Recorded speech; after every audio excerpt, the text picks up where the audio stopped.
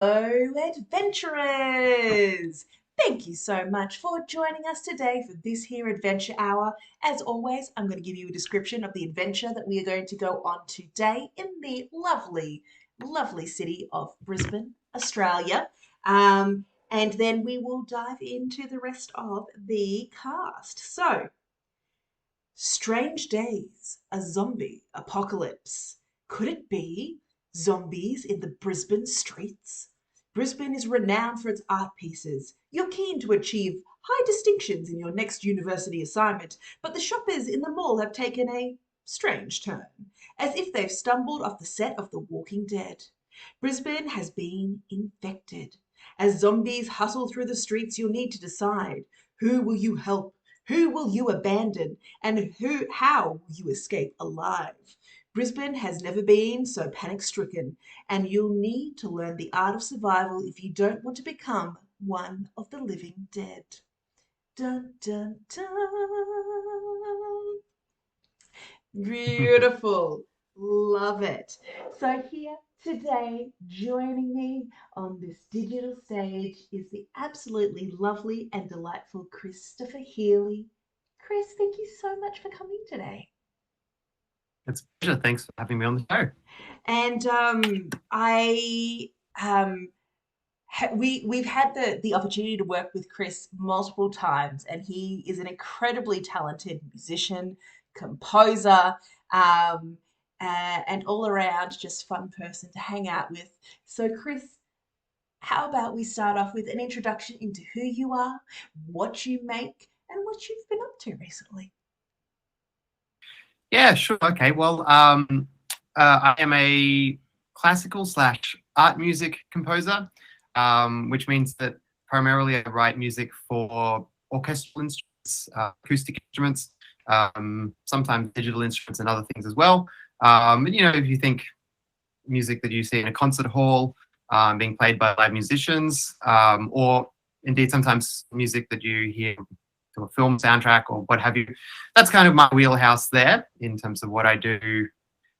So I grew up in Queensland. I went to the Queensland Conservatorium for 4 years, and then I did an honours year at the University of Queensland, all in composition, and then postgrad I did PhD also at University of Queensland. And somewhere in the middle of that was the original Story City where this happened, somewhere right in the middle of there, which was great, fun, really fun project. And now, I freelance as a composer. I do a lot of teaching work and all kinds of bits and pieces. So that keeps me going and on my toes.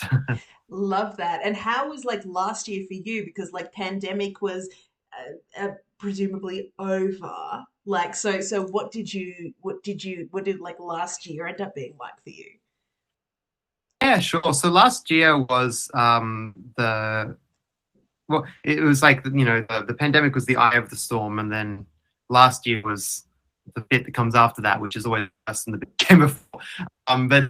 So it was very chaotic. I had a lot of projects going on. Everyone had a lot of pent up creative energy that hadn't been expended, or desires to get out there and do things from the couple of years of pandemic and lockdowns and so forth. And last year was when that all got released in a giant geyser of chaos. So I had a lot of different projects going on, which was fantastic. It was great to get back into it. Also kind of exhausting. So the start of the year I had a piece done by the Bendigo Symphony Orchestra, and then going forward from there, what was the next thing? I'm trying to remember. I'm going to forget stuff. I did this project which kind of went the whole year long with a Sydney-based group called Amiga Ensemble. So I wrote a piece for them and workshopped it throughout the year, and they performed it at the Sydney Opera House at the end of the year. Wow. That was fun. I spent most of the year also working on a piece for the Melbourne Symphony Orchestra that they did actually at the start of this year, called Vita Nostra. It's on YouTube. If you go to YouTube and you type in Melbourne Symphony Orchestra Psych 2020, I don't remember. Anyway, if you type in Melbourne Symphony Orchestra Cybeck, I think it's the first one that comes up, and my piece is somewhere in that 2-hour long concert. And then there was I wrote a 20-minute oratorio for a chamber group called Daze Chamber Singers, which was this kind of LGBTQI plus retelling, reframing of the story of Jonah and the whale from the Bible, and that was with period instruments, so harpsichord and theorbo, which Oh, is this wow. old, this old like giant lute essentially, lots of strings, and then also a period appropriate cello, which is slightly different looking cello and it has gut strings instead of steel strings, so it has a bit of a different sound. And that was a fun project. Sounded really great. I was very happy that was working with the librettist for that was someone called Rosie Forrest. So she wrote the text, and then I turned that into music for that project. So she did fantastic on that text as well. I should put that in there. And there was probably other stuff. I think there was other stuff I don't remember, but it was chaotic. Nice. So a lot of notes. You've done a lot of very wonderful cinematic kind of stuff for various pieces on Story City, and like I'm always so amazed at um how different and emotive and atmospheric something sounds, particularly when it's audio based narration. Once you add a proper composition behind it, it gives this added level that um, and an added depth that is really surprising, until you listen to both the non-composed version, the composed version, and realize how much it really adds. Yeah, I mean it's so true. And the classic example, and if anyone's listening and wants to go look it up, they can. If you jump on YouTube and you type in Jurassic Park without the music, there's a short like 4 minutes of the film where someone's gone and managed to remove the music from the film, and you watch it without the music, and it's so weird, it's so uncomfortable, so strange. It just makes absolutely no sense. And then you go back and you listen to it with John Williams music in behind. It's like, Jurassic Park, like it's just completely changes the way you experience those 4 minutes of the film, and it's an incredible example. Yeah. Oh, I'll So have to music do does a that lot then. for us. Yes, I'll have to have a look at that. I'll have to look that example up.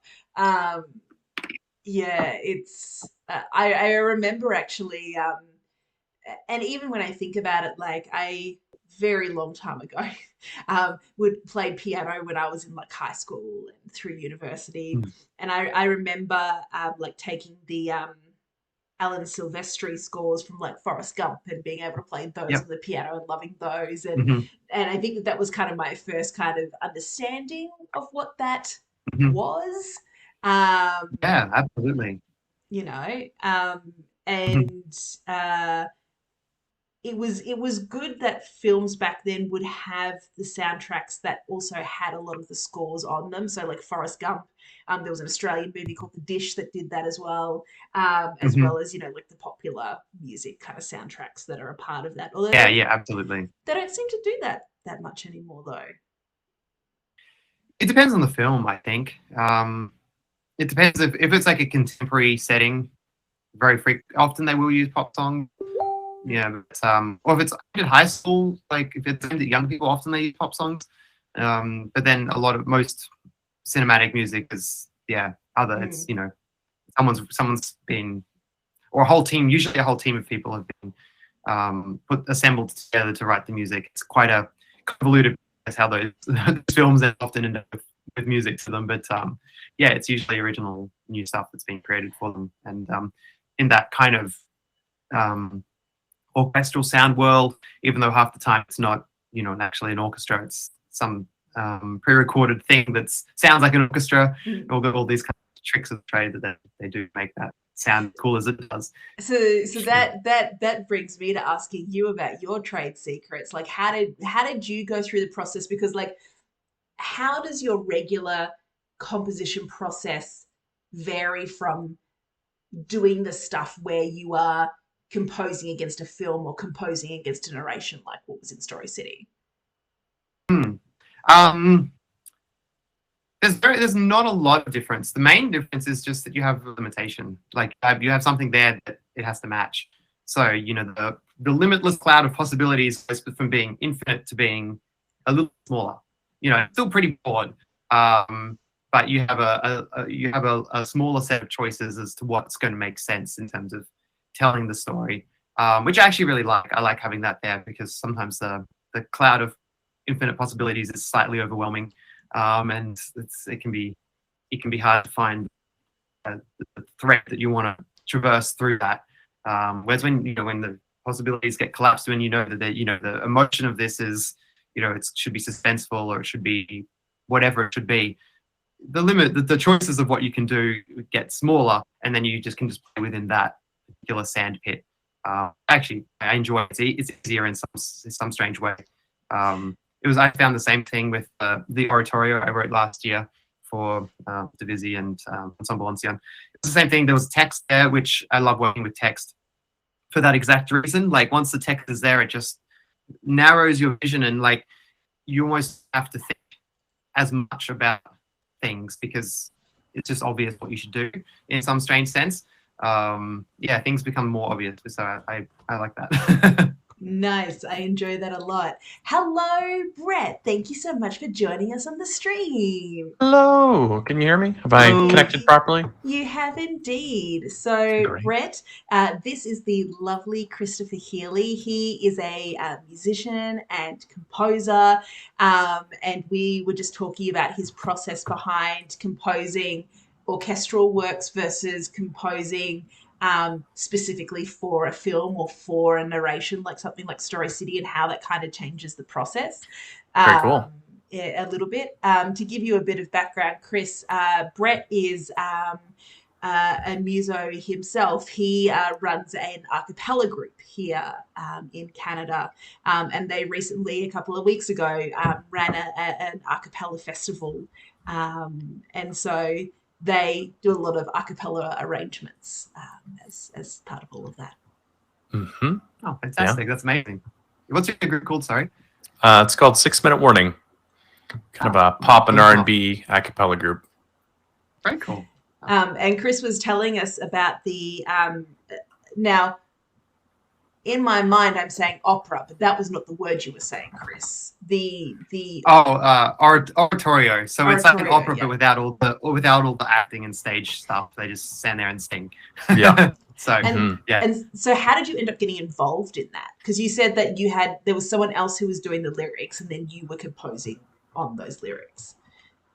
Yeah, so for that particular project, it was just I knew someone in the group, and they wanted to do this particular project, and I was the person available at the time, and or hopefully the right fit for the project. And they knew someone else who did the text. So they asked Rosie Forrest was the person who did the libretto, and they asked her to create that story, that retelling. So it was based on the story of Jonah and the whale from the Bible, but kind of a queer version of that. AEDT sense of the word queer. So she came up with this text which recontextualized everything, and then I inserted that into music. So it was for voices and some instruments like harpsichord and theorbo, which is like a giant old-fashioned, very, very huge lute, and period cello. And yeah, there was a text, and then you respond to the text. in terms of like the period, like instruments that like you were asking to compose for, like how much of a knowledge do you have of those, like in those sorts of projects that you have of those kind of instruments, and how much do you have to do like your research around that? Yeah, in this case, a lot less than I would have liked. Harpsichord, I was fairly confident about mostly. But I like to have had some physical contact with an instrument that I'm writing for, but I have had virtually zero with any of these three instruments. So there was a little bit of guesswork involved. You kind of just build in your brain like a mental version of that instrument. And then, you try and apply all the logic from other instruments to that particular instrument, and then make as informed decisions as you can based on that information you've assembled in your brain. So there was a fair bit of that. But the theorbo in particular was a complete mystery to me. I tried to do research on that one, but it was very fruitless because it is such a niche instrument. It's so seldom played and so seldom written about that the actual amount of information freely available on that particular instrument is close to zero. There's a few websites and that's about it. And then they're not all the same. Some of them are in different keys, and some of them have different ranges and all sorts of different things, different string sets. Some of them differently.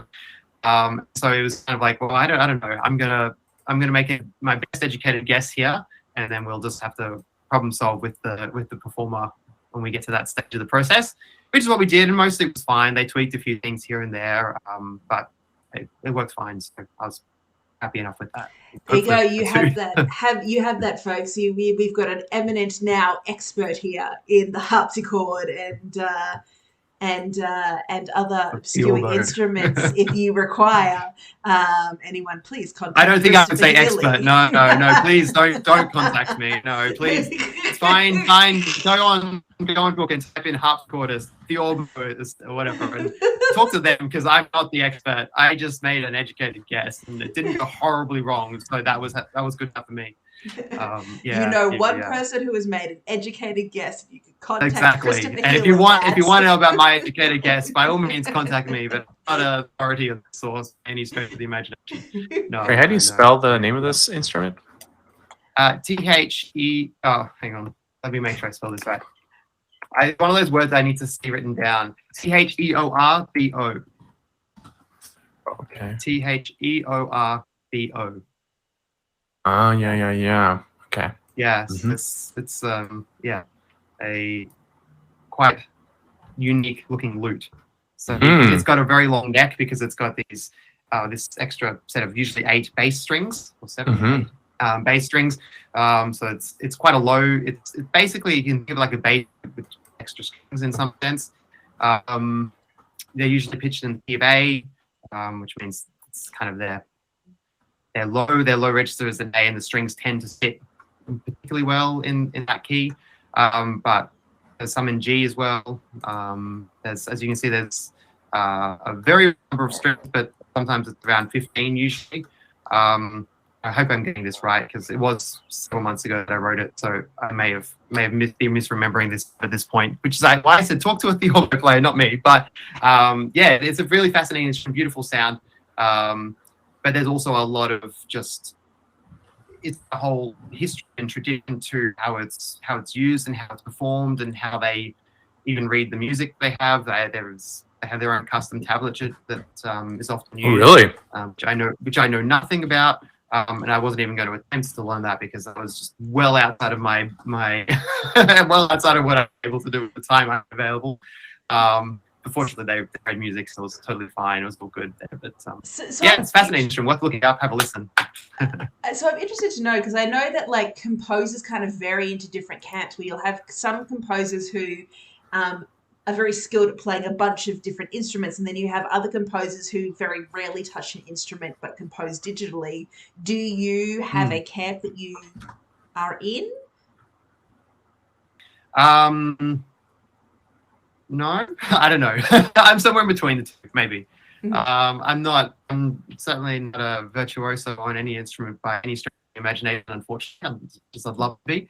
I generally tend to sketch at the piano, and then from there, once I kind of have my materials and I have a rough idea of what I'm going to do with them, then from there I don't really need the instrument as much anymore. It's kind of, it's like, in terms of writing a story, it's like you had to use a special typewriter for coming up with your initial like ideas and character outlines, and then after that you can go to the computer and just open up Microsoft Word and you're good to go. I don't know how else to explain it, but yeah. It's fair. Do you have a virtual instrument set that includes a theorbo? I don't. No. I just use guitar, I think, or something in the for MIDI purposes. But yeah, you just actually no, I think I use the harp for just the playback for me is mostly pitch checking and stuff like that, just making sure I have thought the notes right when I put them in and all that kind of stuff, and I have written them in right, and it makes sense harmonically, and like these things will line up properly. What the actual timbre of the instrument doesn't really matter too much. I can kind of add that layer on. It could just be all pianos, and it wouldn't really for me personally. Gotcha. So I don't care too much about that. Although if you're writing specifically, if that's the finished product, is the sound you're getting out of the thing, then it matters. But if it's being played live, what it sounds like on the computer, I don't really care that much about. Yeah, I was part of a something called the Choral Art Festival in Banff a few years back, and what would happen is we get sorry, what's that? No, I know of it. Banff, I haven't been. I'd love to go. It's an amazing looking place. Cool. Yeah. So the choral art one was specifically they would have 8 professional choristers who could we could sight read anything essentially, and they flew in some composers and they flew in some conductors, and then they had kind of some masterclass people, and essentially what would happen is the composers would work with the some world-class composer like Ugis Prowlins, who won a Grammy for his version of The Nightingale, and he would work with them to create these choral works, and then each day we, the choristers, we would actually come in and just sing them for them, and to kind of so they could hear exactly what it's going to sound like when a choir does it right off the hop, and each day they got to make changes to their score based on that, which was kind of an interesting thing. And I think it's really cool how different composers either audiate, I think is the word, hear the sounds in their head clear enough that they can play the full symphony. I think historically Mozart was famous for that, which he just heard the whole symphony the whole way through in his head.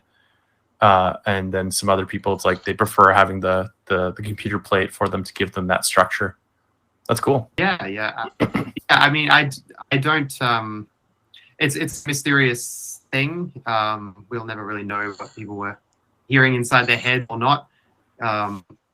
It's one of those, people can say all kinds of things and you just never know.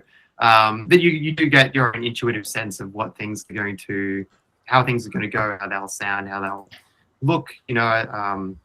So it is fascinating, the mental world of being a creative person.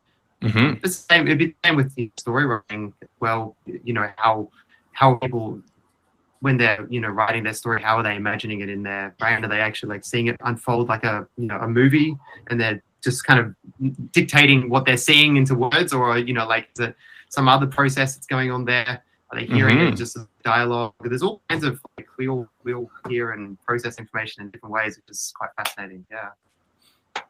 Yeah, different forms of imagination for creation is I think not talked about very often. I feel like I'm jumping into our story time here, but it's really cool that I have a lot of different creative friends in writing and art and music, and like you're saying, like you never really know what's going on in anybody else's head, and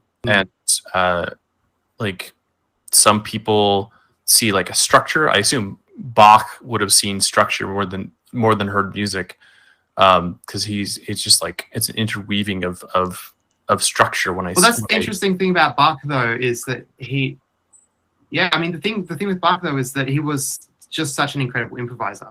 Yes, 100%. And his music is so beautifully structured. But from what I've read about him, basically he would sit down the organ. What you heard written down as his inventions or whatever, he just improvised that and then write them down basically.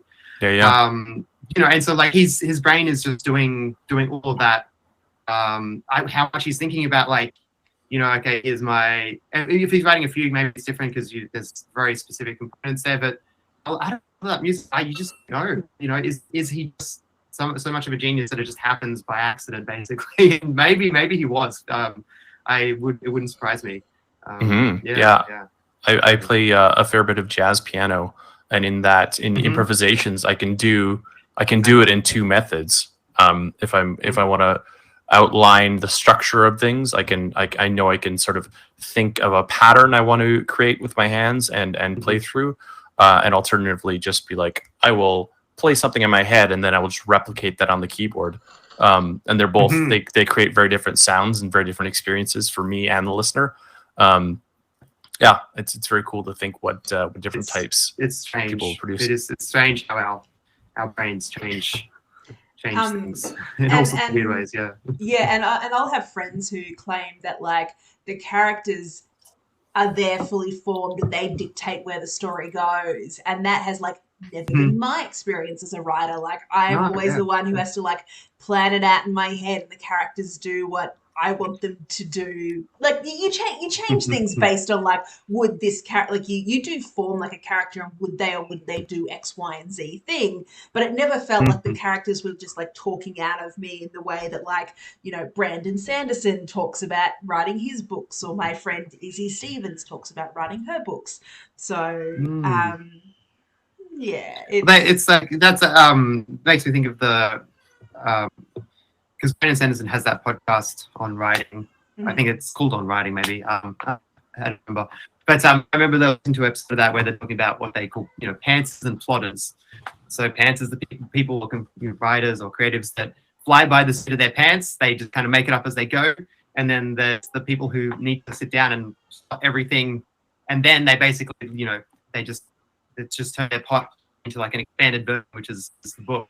The interesting thing about that, and I found that very true in my own experience as well, with students and so forth. But the interesting thing about that is that the amount of time taken doesn't change. It sounds like, you know, if you're a planner or something, then it should be quicker. Or if you're one of the two, sounds like it should be quicker.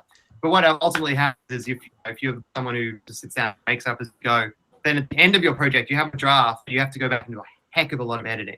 And if you're a plotter, you spend a lot of time up front coming up with that plan for it. And then you're just going through the motions. But the overall amount of time, it's just whether you're spending, you know, how much time is spent here versus here, and it's flipped around. It's yeah, I just find it really interesting because I see it all the time, and way different creatives approach their work. I think Stephen King's another classic case of someone who just sits down and makes it up as he goes, more or less. How much editing time he does, I'm not sure. I don't know that much inside his process, but I would imagine quite a bit. Yeah. Yes. All right. Well, we could talk about this all day, gentlemen, but we do have an adventure to go on. And today's adventure is a zombie apocalypse. Now, I thought that I would set us up a little bit here in the city of Brisbane.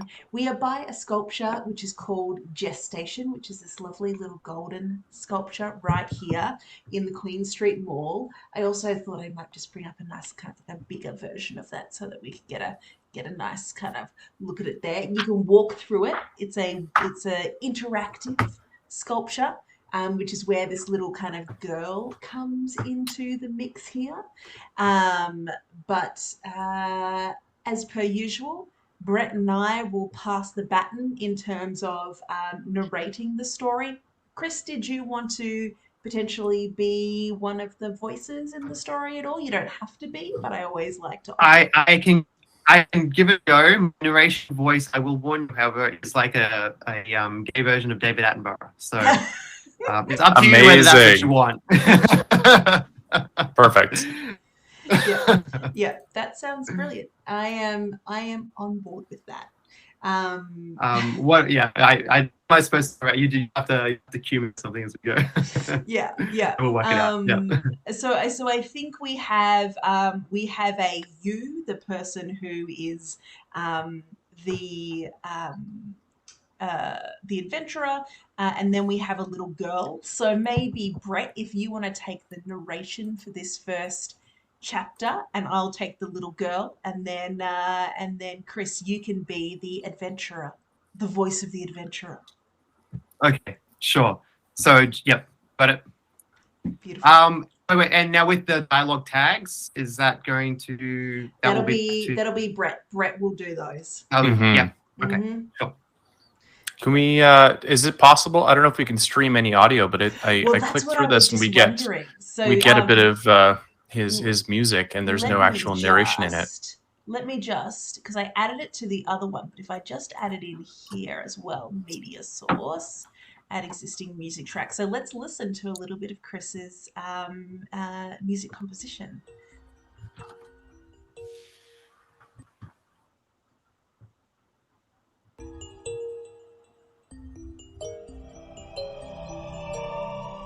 You hear that on stream? Good.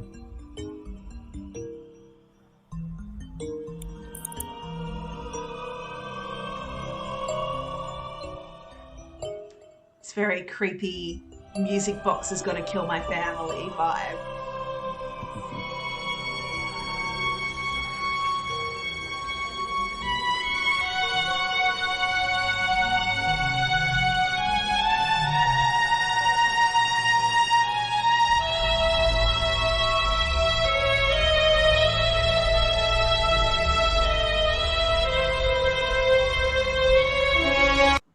Setting the dramatic vibe there, everybody. You're welcome.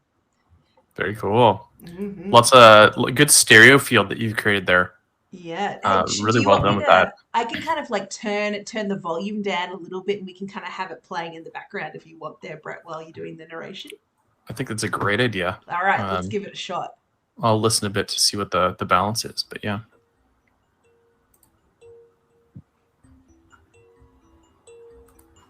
All right, here we go. You arrive at gestation, determined to kill two birds with one stone by observing what all the fuss is about, while single-handedly achieving those high distinctions in your Bachelor of Arts degree.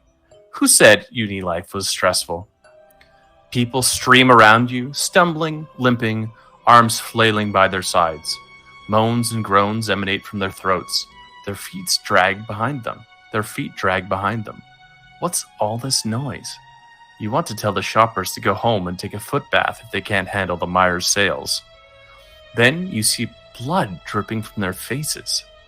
Their skin is a pale green color. Images of The Walking Dead flash in your mind, and you wish you hadn't watched all those 3 series in 36 hours straight. That Rick Grimes, he made the zombie apocalypse look so cool. Much more fun than working part-time at the IGA deli and eating microwave dinners. Hang on, though. Didn't the zombies nearly eat him? Something scratches your leg. You scream, jump back from the gestation ball. Who's that? You yell. Shut up and get in here. A girl's voice. Is it coming from the gestation sculpture? You bend down. You see a tiny girl underneath the ball. She hisses. If you want to live, get in here, now. You dive under the sculpture, but as you peer out through the gap, you wonder, could these people be zombies? Could such a virus exist and infect Brisbane? The zombie resemblance is uncanny, the way the shoppers are behaving. But it's impossible, isn't it? Car horns bleed on George Street, tires screech, smoke billows as cars collide. Zombie-like people smash glass as they tear at the flesh of the drivers. A chill runs down your spine. I can't find my parents. The girl next to you speaks quickly. We were in the gardens feeding the bandicoots, and I haven't seen them since last night. Bandicoots, you think? Were her parents feeding them or feeding on them? Help me find my parents. She asks. My name's Mary. She extends her tiny hand. You're torn. Your ankles ache. You look down. Has Mary scratched you? You think maybe these people are they're just actors, just scaring a few shoppers. Isn't Carnival of the Dead coming up in October? Should you just shrug it off as a silly promo and keep your eye on the prize? Those high distinctions? Or should you help Mary find her parents, despite what you believe right now? Maybe Brisbane's finally coming to life with flesh-eating crazies. So our choices are Platform B bus station. If there's a chance you believe this could be real, and you're feeling brave enough to help Mary, then take her hand and head north. Or the butterfly facade. If this feels a little too weird and you'd rather ditch Mary and focus on those high distinctions by following through on your art trail walk, then head north. So, Brett, you are the newbie to this adventure. Do you believe that this could be real? Or do you think that, look, I think that maybe everyone's kind of yanking your leg, maybe doing a zombie walk kind of thing, and you gotta focus on your eyes on the prize. There's a fun thing that happens with Choose Your Own Adventures that doesn't happen in a lot of other mediums, which not only can you shape the narrative by your character's choices, but the narrative can actually be written around your choices. So what there's potential that this could be written that it is actually a farce if you choose that it's a farce. So the writer can actually, you choose that it's a farce. Let's move on and go. And then the writer can actually change the world so it is like, it's all goof, which is a really cool property, which you can only really find in Choose Your Own Adventures, where like you choose a totally different branch and fundamentally the world can shift along with that. And I think right now I'd have to be pretty contrarian to pick that, though. To pick the like, oh no, this is fake. I'm not going to help the like girl who's been separated from her parents, and like I'm focusing on me. I think like the magic of this story is that there are zombies, and we want to help this poor girl. So I think that's a bit of a shoe-in for me to help Mary find her parents. Do you have any thoughts on this, Chris? Well, if it weren't for Mary, I would just be like, I'm going home for the day. But I guess there's someone there who's like, I need help. You don't really have too much of a choice, really. I mean, unless you are even psychopathic, you probably have is some need to just like hand Mary off to someone else who's not going to eat her. So yeah. Even if Mary has this weird, creepy, slightly British accent that Emily puts on when she was apparently attempting to be a little girl, and for some reason all little girls are tiny British people. Yep. Okay. Shut up and get in here. Too much. I have to say, I think I nailed my one line in that opening. I just wanted to put that out there. I think I nailed it. Who's there? It was perfect. Absolutely perfect. Oscar's in the mail. Yeah, that's there it. You go. All right. Okay, so we are going to go then. We are not going to ditch Mary. We are going to help Mary. We are going to head north on the mall. So we're going to go up here. We're going to go to platform. Oh no, it's the butterfly facade. So we're going to go to platform B, which is the bus station kind of area. And so that would be between the water fountain on your left and the entry to the Maya Center on your right. All right. So we're heading a little bit down the mall then. Do we want to maybe go for? I'm just throwing this out there. You can totally say no, Emily, but go for consistency this time, and I'll continue being the narrator, and you guys can do voices. Yeah, let's do it.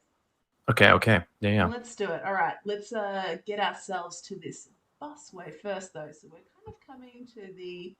So this is the Maya Center over this side here, and then I'm pretty sure you can get down to the platform from. It looks like. So that's platform B there, which is kind of where you go into the bottom there. Although I think that if we come up to where the Albert Street intersection is, that's going to get us. Also, I've got to say, I don't know who the artist is for this story, but like, hot damn, like it's really evocative, like immediately, and it's pretty much using just straight up black and white negative space, which makes it all the more impressive. Like they have really, I think you're still on the first one, but once we get to the second one, like so much in the image for this second chapter has been done with so little, like truly so little, just like no colors, black and white. I'm super impressed by this artist. I'm not sure who they are, but so this is Nancy Brown. So Nancy, looking at all of this, you're like, oh wow, this is like very beautiful, like detailed kind of like pen work and negative space. If I actually open up here, so you can actually see how she originally made them. The way that she actually originally made them was through see-through plastic negatives. Oh, I love it. Yeah. So all of this was done on see-through materials, which she would then combine in various forms to then make the different pieces of artwork. That's just too cool. right? I love it when art also is like the creativity of the medium is part of the figuring into the art. That's fantastic. Yeah, so she's incredibly talented um, uh, designer and illustrator. Seriously, this is next level. Yeah. And uh, this is kind of our little area that we've ended up in. So this is Queen Street Mall in Brisbane for anyone who's never been to Brisbane before. So it's an open air mall. It's got these beautiful fig trees that run through the centre, and then there are shops on either side. And so the centre of the mall has this beautiful green space and benches. It has fountains in it that kind of cascade down. Um, and then it has various bits of, and we'll come across them because as you have has been established at the start of this story, you are going for those high distinction marks in art. So we will be coming across a lot of different and varied art pieces in this area. But this is the area where you go down into the underground bus station, Station B, and you see all of these kind of very beautiful historic kind of facades, including Myers, which you mentioned before. There, Brett is one of the major department chain stores in Australia. It's kind of our version of Hudson Bay. Gotcha. And so they have a series of Christmas windows every Christmas where they take all of the front windows, which would normally be filled with mannequins and whatnot, and they pick a children's book story, and they have like animatronic puppets and dioramas that they essentially fill the windows with to tell the story from this picture book during the Christmases. So, and the only reason that I bring that up is because apparently the last time Google was here was during Christmas, because there's a nice, yeah. Well, that hits 2 points. Like, you know, so we're here in Edmonton, and there's snow on the ground, and we're having our first fake spring, and it'll be winter again in a couple seconds before we get real spring. Mm-hmm. But I love that you said that it's an open mall, and how laughable that concept would be in Canada, in that Edmonton has built an entire mall. Like West Edmonton Mall is one of the biggest malls in the world because the amusement park and the water park in there can only function year round because they're indoors, because Edmonton is such a wasteland for 5 months of the year that to make a proper water park and to make a proper amusement park, we literally encased them in a building so that we could actually do this year round. Yeah, 100%. And so like that, I suppose is what I really love about doing these armchair travel pieces, because this is normal in Australia. It is rare in Australia to there are indoor malls, like they do exist in the suburbs, but in the downtown city centers, it's all these open air pedestrian malls. Gotcha. With the green space. So yeah. All right, Brett, take it away. Yeah, we gotta focus up. We got not too much longer left, and we gotta get through a bunch of chapters. So maybe we'll see what we can do to get through this, eh? Mm-hmm. Okay. You stand at Platform B bus station. Not a good idea. Screaming commuters race up the stairs, chased by walking carcasses, blood-stained and oozing green slime. People spew into the mall, wounded, screaming. You're convinced the city is infected. It has to be. Zombies are here. But how? Mary tugs on your hand. Where to now? The pain in your ankle isn't as distracting as the thousands of hungry shoppers coming towards you. They're not here to shop for clothes, you think. They'll want a foot-long meatball sub right now. And if you don't move soon, you'll be the meatballs. You recognize one of the stumbling figures, your uni friend, Shane. As he walks towards you, he stops and slowly turns around. You watch in horror as he pounces on an old man, riding him piggyback before ripping at his ear with his teeth. The ear pops off and splats on the ground. Bile rises up in your throat, and you clap your hand over your mouth. This can't be happening. Do you know him? Mary asks. No. You say adamantly. Shane never acted like this. No shit. he was in your bioscience class last year studying medicine. You changed to art. Stitching people up wasn't really going to be your thing. Is that me? Oh, Yeah, it yes, is. me. Sorry. we need to go that way. You say, pushing Mary along the mall. Head away from the death groans rising out of the bus station and from Shane. But that's not the way to the garden. Oh, sorry. You're okay. That's not the way to the gardens. We need to go that way. Mary points east, but the mall is a chaotic mess of blood and limping bodies. Which way should you go? Going to the gardens could be a death trap. What if you help Mary find her parents and you become their lunch? Your throat feels dry, your head dizzy. That scratch on your ankle is throbbing. Is Mary more dangerous than you realize? If you regret your decision to help Mary and you can ditch her somewhere, go south to the mall. If you can't stand your dry throat, however, and your conscience won't let you ditch Mary, go to the art piece. All right. So we are trying to head away from death. But Mary wants you to run through death because that's the last place she saw her parents. Mm-hmm. Brett, as you can see here in this new street view, now that we've moved further along the mall, look at all of these zombies. Look at them. Look at them. Wow. So bloodthirsty. They're so hungry. bloodthirsty.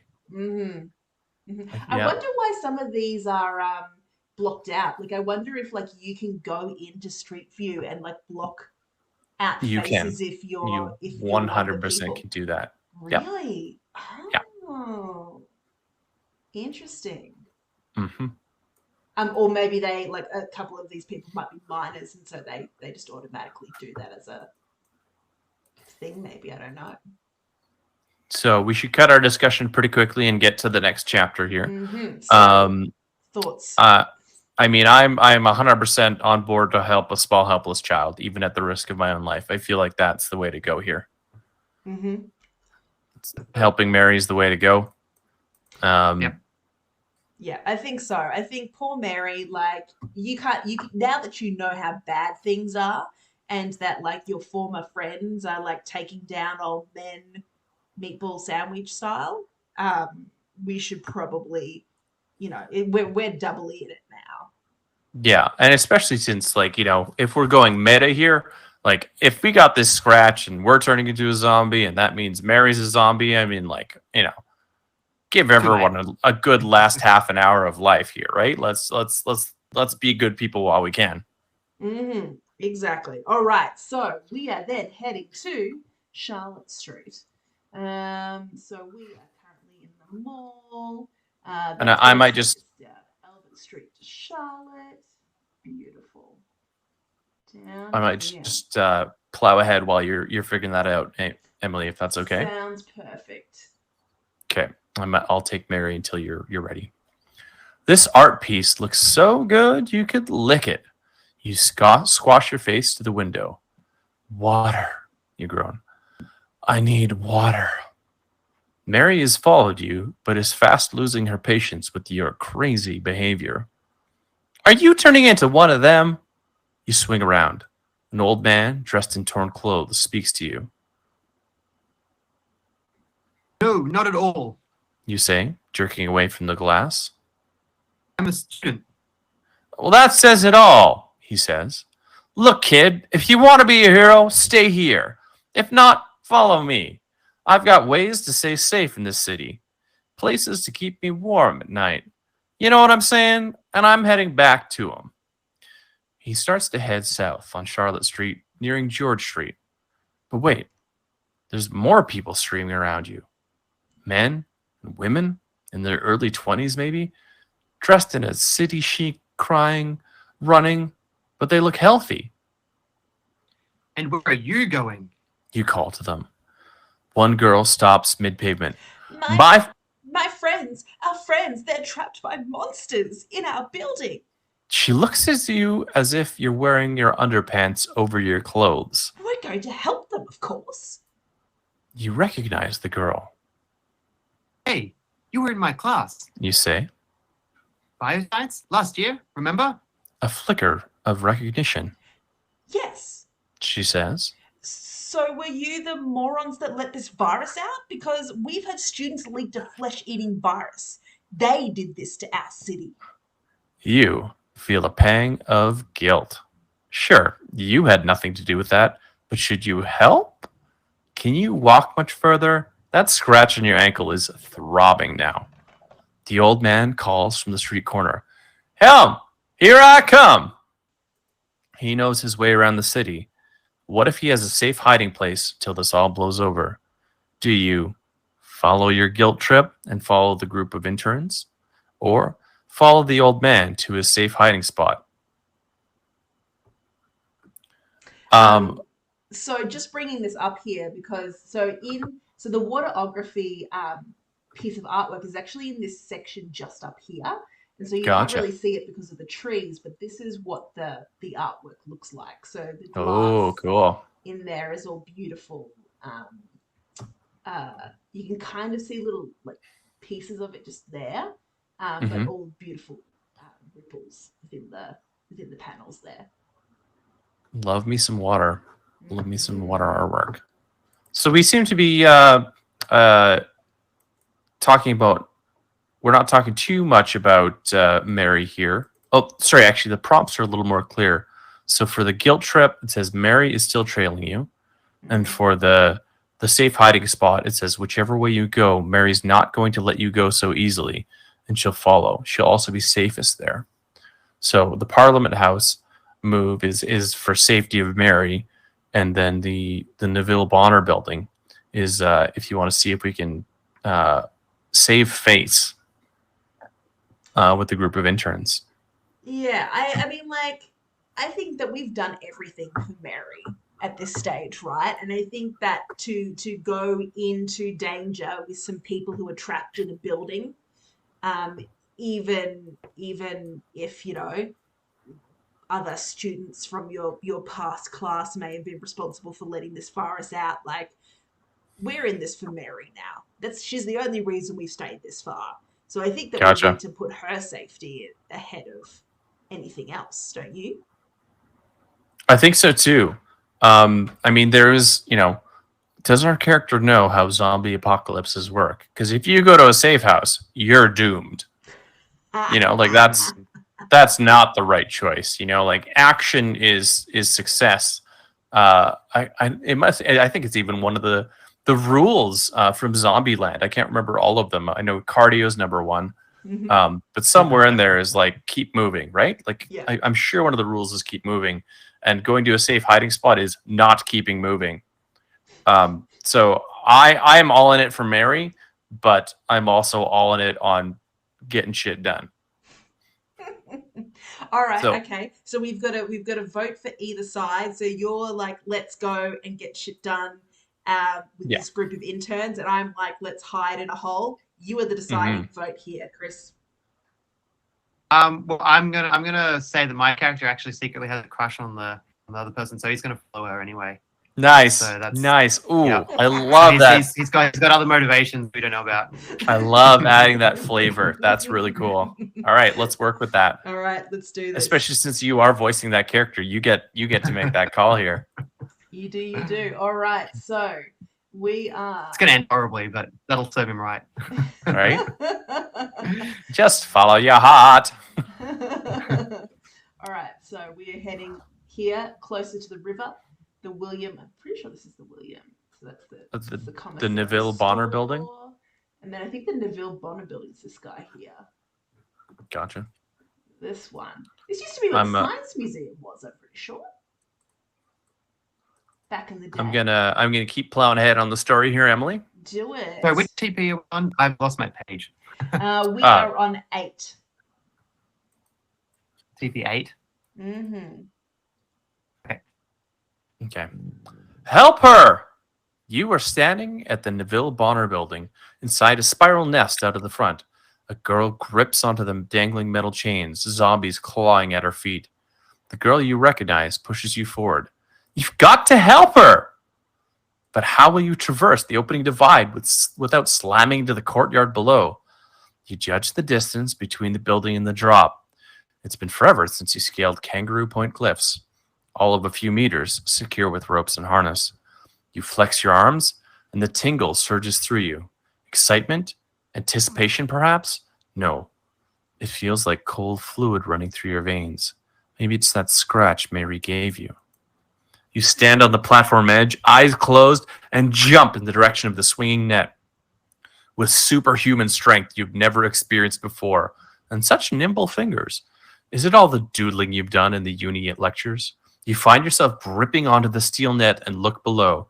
Your legs are dangling midair, but you've made it. You curl your fist and punch at the zombies hanging below you.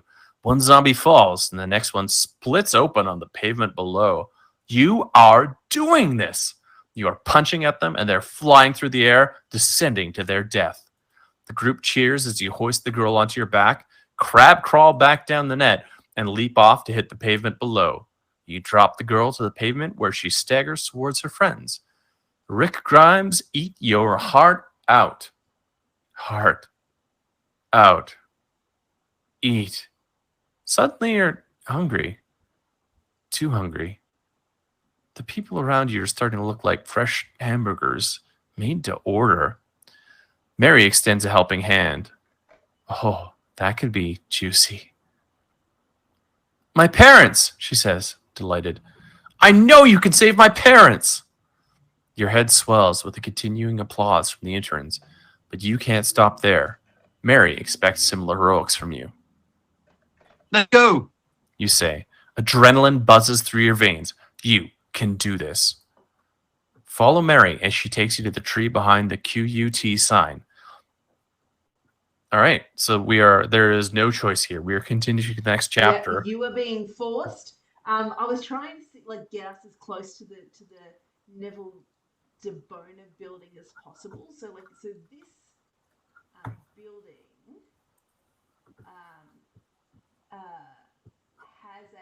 has an artwork. So there's actually a gap between the building that has that net, but I can't find a picture of it.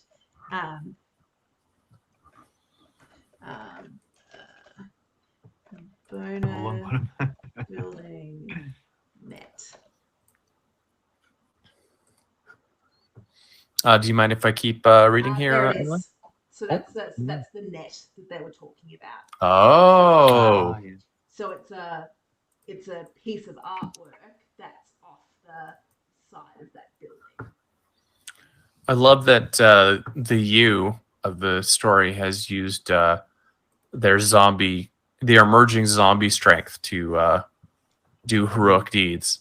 What a way to go. I mean, assuming we don't make it. I mean, maybe we find the cure in a couple chapters here, but right now it's looking like we're mostly we're doing good with the powers that we've been given. But I'm not super thinking we're going to make it through this. I agree with you on that one. Yeah. All right. Here we are. We are at the QUT campus, right next to the Botanic Garden here in Brisbane. And these trees here are normally full of ibis birds, which are basically the bird version of a zombie. So yeah, yeah. So they're kind of like a little kind of black head. We also call them bin chickens in Australia. They're known as bin chickens because they're always using those big long noses to get crap out of bins. Mm-hmm. They're best. Nice. Yeah. So this is an ibis, and they roost in these trees in the Botanic Garden, and so you don't really want to linger under several of them because you're very likely to get ibis poop dropped on top of you. So that's just setting the scene there for our final chapter. All right. Oh, final chapter.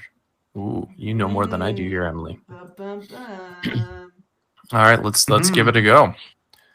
You have followed Mary into the gardens via the George Street entrance. On the way, you pass the QUT sign. Do we say cut? No, Or is it QUT Q? is QUT. correct. Mhm. Okay. And stand now at a tree. When you look down, the pavement is littered with ibis droppings. Thousands of birds crawl through the trees, squawking. Mary clutches your hand. My parents are here, she says. In Go ahead, these Emily. gardens. You promised to help me find them. Did you promise her, or have you been dragged into a crazy chase trying to survive the living dead? Was it possible students did leak the virus? You hadn't noticed before, but Mary smells sweet. Bloodthirsty sweet. She drags you down the path, but within a few meters you slow to a limp. A ravenous hunger takes over. Suddenly, you see Mary for what she is, a huge hunk of flesh, or maybe more of an entree. Mary screams at you to move. Her eyes flare red with anger. They could be kind of juicy, really. The ibises swoop, the tips of their beaks nipping at your head, and you think, what would an ibis taste like? Chicken, maybe? You flight your blurring vision. The scratch, you think. What has Mary done to you? Has she infected you? Looking down at your ankle, you see your whole leg has turned green. Your body is shutting down. You can't control your arms, and your thighs feel as if they were made of lead. You move forward, and your feet drag. Mary turns to you. She's lost her fight. She's not screaming anymore. In fact, she's turning the same sickly green color as you. She sways where she stands and moans softly.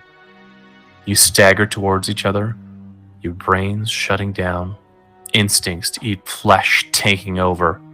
You have one last coherent thought. Will Mary's parents be zombies by now? Or will they be alive, hiding from your kind? You limp towards a bandicoot on the path ahead. Have Mary's parents been snacking on them, you wonder? As Mary follows your lead. The end. Bum, bum, bum. I do wonder whether you were doomed from the beginning. Like, you talked about being scratched from the very, very, very, very Right off the start. hop. Yeah. Yeah. Like, are all of these endings going to end in you dying? Who knows? You know how you can find out, though, by downloading the Story City app at about.storycity.app, where you can turn on spoiler mode and see what would have happened if you had made different choices to us. That is how you find out. Just putting a little plug there. Story is free, by the way. And if you are in Brisbane, you could, in fact, go through Brisbane trying to survive your own version of this zombie apocalypse. It is, I should have said this at the start of the story. We actually had this suggestion from a listener. This is an M15 plus story.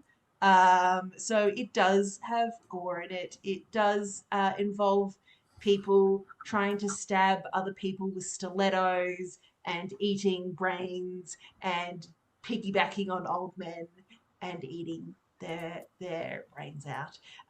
Emily, So I feel like your description of how it is M15 plus is also M15 plus. So slightly. yeah, that's right. That's right. So maybe.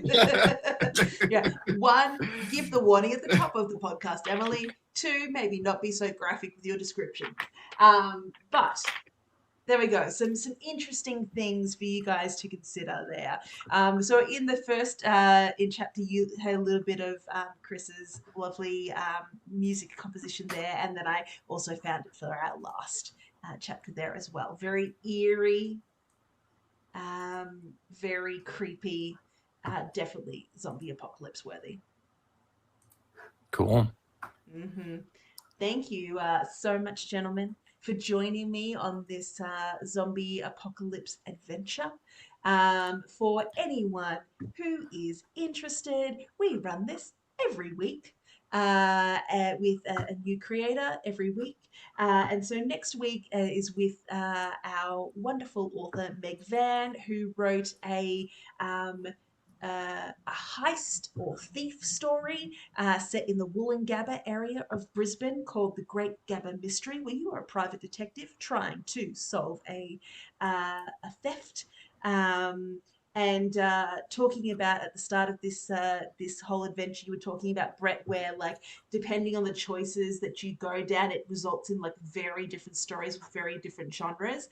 Meg's is one of those stories. So you can Cool. go down some very, regular thriller genres, or you could end up down like a full-on fantasy pathway in that story. So it's going to be a lot of fun to see where we end up. So please do feel free to join us next week. We will be doing that one, I believe, on, if I check my calendar here, we will be doing that one next Thursday night as well. So Thursday at 7 p.m, Friday if you're in Australia. Chris, thank you so much for joining us, for making things on Story City. How can people find you? Easiest way, I mean, you look up my name on Facebook, Instagram, whatever, or www.christopherhealey, HEALEY.net. You find a website and all the you could ever possibly want to know about me and more on there. Too much information. Beautiful. Yeah. I love it. Is anyone else craving a hamburger, or is that just me? Yeah, right in there, eh? Yep. Yes, Hamburger please. or chicken? I was like, No, definitely no. Oh, this is not an appealing. No. You're not up for the bin chicken. No, absolutely not. I think that would be worse than a zombie. Well, thank you so much, gentlemen. It was a pleasure, and we will see everybody else next week.